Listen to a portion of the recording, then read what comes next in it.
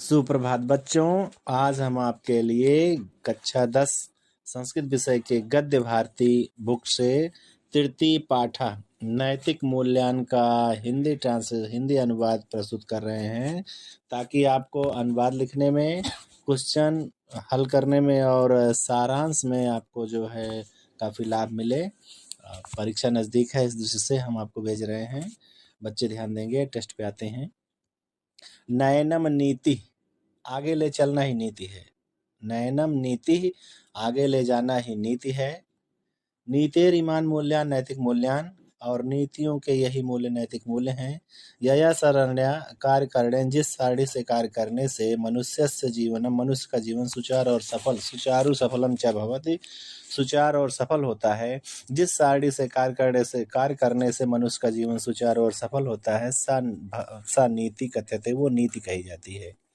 इयम नीति, इस प्रकार नीति केवल जनस्य समाजस्य कृतयो न भवति, इस प्रकार नीति केवल समाज के लिए और मनुष्य के लिए नहीं होती, अपितु जनानां नृपाणां समेषां च व्यवहाराय भवति, बल्कि जनता और राजा सबके व्यवहार के लिए होती है। नीत्या चलनेन, नीति पर चलने से, व्यवहारेण, व्यवहार करने से, प्रजानां शासकानां समस्तस्य लोकस्य कल्याणं भवति, प्रजा का, शासकों का, पूरे लोक का, संसार का कल्याण होता है।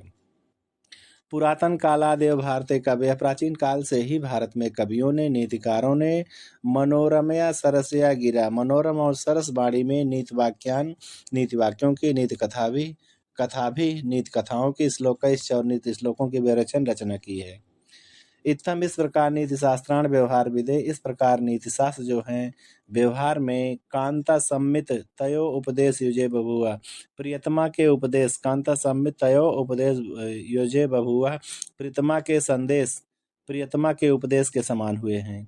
फलम तो इदम, जिसका परिणाम यह हुआ कि संपन्नम साधारणाभिजना, जिसका परिणाम यह हुआ कि साधारण और संपन्न लोग व्यवहार के लिए नीति वाक्यान नीति श्लोकन च गला विलादा कुर्वन्ति, व्यवहार के लिए नीति वाक्यों की और नीति श्लोकों को गला विलाद करते थे, अर्थात जबानी रटते थे, याद करते थे। यथा च चाणक्य नीति, जैसे चाणक्य नीति, और जैसे चाणक्य नीति, विदुर नीति, विदुलोपाख्यानम, पंचतंत्रम, शुक्र नीति, घटकर प्रकृति नीति सार, सुंदर पांडे द्वारा रची गई नीति द्विखष्टिका, भल्लाल शतकम, भर्तृहर शतकम, नीति शतकम, भल्लाल शतकम, दृष्टांत शतकम इत्यादि बहु नीति पुस्तकान संस्कृत उपलब्धते, इस प्रकार से बहुत सी नीति की पुस्तकें संस्कृत में उपलब्ध हैं। विचार माड़े साहित्य आदि कालादेव सर्वेषु अपि राष्ट्रीय स्वयं विश्वास प्रचलित, विचारशील साहित्य में प्राचीन काल से ही सभी देशों में ये विश्वास प्रचलित था कि काव्येषु अन्येषु प्रयोजनेषु, काव्यों में अन्य लक्ष्यों के होते हुए एक मुख्य प्रयोजनम, उसका एक प्रमुख लक्ष्य है, नैतिक परितोषा, नैतिक संतुष्टि उसका प्रमुख लक्ष्य है। प्लेटो, अरस्तो, पेटर, होरेसस आदि सर्वै विचारकै काव्यस्य मुख्य प्रयोजनम, प्लेटो, अरस्तो, पेटर, होरेसस आदि सभी विचारकों ने काव्य का मुख्य प्रयोजन नैतिक विकास ही स्वीकार किया है। नैतिक मूल्य व्यक्ति सामाजिक प्रतिष्ठा अभिवर्धते, नैतिक मूल्यों से व्यक्ति की सामाजिक प्रतिष्ठा भी बढ़ती है। मानव कल्याण है नैतिकता आवश्यकी, मानव कल्याण के लिए नैतिकता आवश्यक है। नैतिकता द्वारा ही व्यक्ति समाजस्य राष्ट्रस्य विश्वस्य कल्याणम कुरुते, व्यक्ति जो है समाज का, राष्ट्र का और संसार का कल्याण करता है। नैतिकता आचरण एवं मनुष्य त्याग, नैतिकता आचरण से ही मनुष्यों में त्याग, तप, विनयशीलता, सत्य, न्यायप्रियता, इस प्रकार और भी मानवीय गुण उत्पन्न होते हैं। नैतिकता मनुष्य अन्य प्राणिभ्यः भिन्न जायते, नैतिकता से ही मनुष्य अन्य प्राणियों से अलग हो जाता, भिन्न हो जाता है। तथा चरणेन, व्यक्ति उसके आचरण द्वारा व्यक्ति समाजस्य जीवनम, व्यक्ति का और समाज का जीवन अनुशासितम निष्कंटकम च भवति, अनुशासित और निष्कंटक होता है। व्यक्ति समाजस्य वर्गस्य देशस्य च समुन्नय अवसरो लभते, व्यक्ति जो है समाज का, वर्ग का और देश के उन्नति का अवसर प्राप्त करता है। समाज ईर्ष्या द्वेष छल कलह आदि दोष से भी मुक्त हो, समाज ईर्ष्या द्वेष छल कलह आदि दोषों से मुक्त होता है। अस्माकं सामाजिका अंतर्राष्ट्रीय संबंध, हमारे सामाजिक और अंतर्राष्ट्रीय संबंध नैतिकता आचरण दृढ़ भवन्ति, नैतिकता आचरण से ही मजबूत होते हैं। अतः नैतिकता शब्द सच्चरित्रवाचक, अतः इसलिए नैतिकता शब्द जो है सच्चे चरित्र को बताने वाला, सुखमय जीवन से आधार से और सुखमय जीवन का आधार है। इदंतु सम्यक वक्तुम शक्यते, ये तो भली बात कहा जा सकता है। यत्कि नैतिकता आचरणस्य नैतिकता याश्च मुख्य उद्देश्यम, नैतिकता आचरण का और नैतिकता का मुख्य उद्देश्य स्वस्य अन्यस्य च कल्याणकरणम भवति, अपने लिए और दूसरों के लिए भी कल्याणकारी होता है। कदाचित एवं अपि दृश्यते, कभी कभी ऐसा भी देखा जाता है, ये भी देखा जाता है यत्कि परेशान कल्याणम कुर्वन्, मनुष्य दूसरों का कल्याण करता हुआ मनुष्य स्वयं हानि में पूर्ति, अपनी हानि भी कर लेता है। एवं विधम नैतिकता आचरण विशिष्टम बहु महत्वपूर्ण च मन्यते, इस प्रकार का नैतिक आचरण जो है विशेष और महत्वपूर्ण माना जाता है।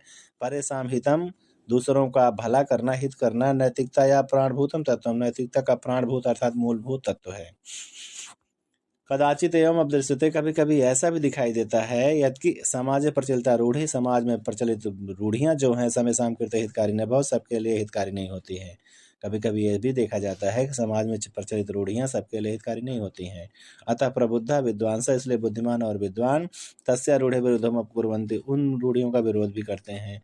परम तई आचरण से व्यवहारे, अब और उनके आचरण के व्यवहार में नवीन आदर्श स्थापित है, और उन रूढ़ियों के आचरण में या आचरण के व्यवहार में नए नए आदर्श स्थापित करते हैं। यह कालांतर है जो कुछ समय बाद समाज से कृत्य हितकर, बहुत कुछ समय बाद समाज के लिए हितकर होता है।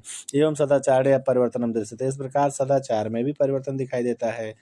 परम वस्तुतः यहाँ नैतिक मूल्यांकन संत, लेकिन वास्तव में जो नैतिक मूल्य हैं तेज परिवर्तन न भवन्तु, उनमें परिवर्तन नहीं होता है।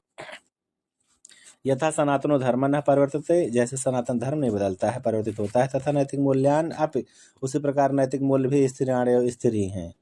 एवं धर्म नीतौ च दृढ़ संबंधो दृश्यते, इस प्रकार धर्म और नीति में दृढ़ संबंध दिखाई देते हैं। परम द्वयो भेदो अपि वर्तते, लेकिन दोनों में अंतर भी है। धर्म शब्द व्यापकः, धर्म शब्द व्यापक है। नीतिस्तु व्याप्य धर्मे विलीयते, नीति तो व्यापक होते हुए भी धर्म में विलीन हो जाती है। यान अवश्य करणी यान कर्तव्य, जो अवश्य करने वाले कर्तव्य हैं, यही जिनसे पुण्यानि नोपलभन्ते, जिनसे पुण्य की प्राप्ति नहीं होती है, तेषामपि गणना धर्मकृता महर्षि धर्माचार्य ही, उनकी भी गणना महर्षि द्वारा और धर्माचार्यों द्वारा धर्म में की गई है। नीति लौकिकम कल्याणम कुरुते, नीति जो है वो सांसारिक कल्याण करती है। धर्मस्तु, और धर्म तो लौकिकम पारलौकिकम च कल्याणम कुरुते, धर्म तो लौकिक और पारलौकिक दोनों में कल्याण करता है। उभयो कुत्राप साकार्य में प्राप्त है, दोनों में कहीं कहीं समानता भी पाई जाती है। धर्म अलौकिक शक्ति प्रकटयति, धर्म अलौकिक शक्ति प्रकट करता है। धर्म अलौकिकीम शक्ति प्रकटयति, धर्म अलौकिक शक्ति प्रकट करता है। स मुक्ति मार्गम प्रशस्तम करोति, वो मुक्ति का मार्ग भी प्रशस्त करता है। परलोकम प्रदर्शयत, और परलोक दिखाता है। पर कल्पयच्च, परलोक की कल्पना कराता है। नीति लौकिकम हितम साधयत, और नीति जो है सांसारिक हित को सिद्ध करती है, पूरा करती है। परम नीति धर्म सहचर्यम सर्वैर स्वीकृत, लेकिन नीति और धर्म का साथ साथ चलना सबके द्वारा स्वीकार किया जाता है। दार्शनिकई धर्माचार्य पौराणिकैश्च, दार्शनिकों ने, धर्माचार्यों ने और पौराणिकों ने धर्म परिभाषित यथा धर्म की इस प्रकार परिभाषा दी है। यतो अभ्युदयन, जिससे उत्थान होता है, श्रेय सिद्धि और श्रेय सिद्धि मिले, सधर्म वही धर्म है। जिससे उत्थान हो, श्रेय सिद्धि हो, वही धर्म है। यथा यस्मात् कर्मणा, जिन जिन कर्मों से इह लोके कल्याणम जायते, इस लोक में कल्याण होता है। परत्र, और दूसरी तरफ परलोक में च शोभनम स्थानम जनैः लभते, लोग सुंदर स्थान परलोक में प्राप्त करते हैं। नरक पातो न भवेत, नरक में न पड़ते हैं, नरक में पढ़ना नहीं होता है। इन जिससे सधर्म वही धर्म है। एवं महाभारत धीरते धर्म, इस प्रकार महाभारत में भी जो धारण करने योग्य है वही धर्म है। धारणा धर्म, और धर्म की यही धारणा यथा धारते प्रजा में धारण कराई जाती है। धर्मशास्त्रकार मनु द्वारा कहा गया है। धर्मशास्त्र के ज्ञाता मनु ने धर्म के 10 लक्षण बताए हैं, जैसे धृति, क्षमा, दमो, अस्तेयम, शौचम, इंद्रिय निग्रह, धी विद्या, सत्यम, अक्रोधो, दशकम धर्म लक्षणम। धृति धैर्यशीलता, क्षमा क्षमाशीलता, दमो दमनशीलता, अस्तेयम चोरी न करना, शौचम पवित्रता, इंद्रिय निग्रह और इंद्रियों को वश में करना, धी लज्जाशीलता, विद्या विद्वान होना, सत्यम सत्य बोलना, अक्रोधो क्रोध न करना, दशकम धर्म लक्षणम यही 10 धर्म के लक्षण हैं। मनुस्मृतौ 10 स्वरूप को धर्म वर्णितः मनुस्मृति में धर्म के 10 स्वरूप का वर्णन किया गया है। मनुस्मृति में धर्म के 10 रूप का वर्णन किया गया है। इत्थम इस प्रकार धर्माचरणे इस प्रकार धर्म के आचरण में, नैतिकता आचरणे च और नीति के आचरण में साकर्यम उपलभ्यते सम्मिश्रण पाया जाता है। इस प्रकार धर्म के आचरण में और नीति के आचरण में सम्मिश्रण पाया जाता है। तीर्थाटनम पावनासु नदीषु स्नानम, तीर्थ यात्रा करना, पवित्र नदियों में स्नान करना, तीर्थ यात्रा करना, पवित्र नदियों में स्नान करना, यजनम याजनम यज्ञ करना, यज्ञ करवाना, गुरु सेवा गुरुओं की सेवा करना, माता पितृ सेवा माता पिता की सेवा करना, संध्या बंदन करना, 16 संस्कारा और जो 16 संस्कार हैं ये 16 जो संस्कार हैं मुख्य रूप से धर्म पद वाच्य धर्म के स्थान को बताने वाले हैं। ये सुकर्मस इन कर्मों में नीति मिश्रणम नास्ति इन कर्मों में नीतियों का मिश्रण नहीं है। अतः धर्मो व्यापकः इसलिए धर्म व्यापक है। धृति दया सहिष्णुता, सत्य धृति धैर्यशीलता, दया दयाशीलता, सहिष्णुता सत्य बोलना, परोपकार आदि आचरणों में द्वयो साकर्यम अस्ति दोनों में सम्मिश्रण है। आदि आचरणों में धैर्यशीलता दयाशीलता सहिष्णुता सत्य परोपकार आदि आचरणों में दोनों में सम्मिश्रण है। परम एतत् निश्चितम लेकिन ये तो निश्चित है यत्कि द्वयो आचरणेन दोनों के आचरण से लोकस्य परम कल्याणमेव जायते संसार का परम कल्याण होता ही है। नीतिकाराणाम मते नीतिकारों के मत के अनुसार इमे नैतिकता या गुणा नैतिकता के ये गुण हैं यथा जैसे जीव हिंसा या विरक्ति, जैसे जीव हिंसा से दूर रहना, पर धन अपहरण निवृत्ति दूसरों के धन को ग्रहण करना या छीनने से दूर रहना, निवृत्ति रखना मुक्ति रखना, सत्य भाषणम सत्य बोलना, पैशून्यात् चुगलखोरी न करना, सत्य बोलना, चुगलखोरी से निवृत्ति रखना दूर रखना, चुगलखोरी से दूर रहना, सत्पात्रेभ्यः दीनेभ्यश्च दानम सच्चे पात्रों को और दीनों को दान देना चाहिए।